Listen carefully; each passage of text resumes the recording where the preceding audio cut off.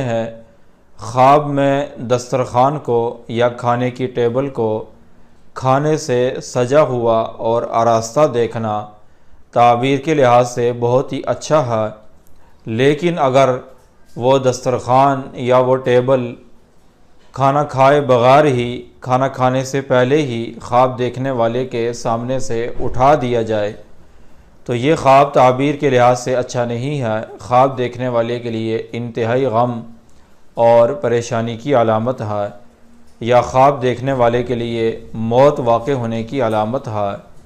اور خواب میں بہت زیادہ کھانا کھانا خواب دیکھنے والے کی عمر دراز ہونے کی علامت ہے۔ اگر کوئی آدمی خواب میں دیکھے کہ اس کے دسترخوان پر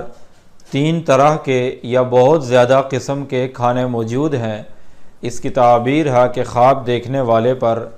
روزی فراخ ہوگی۔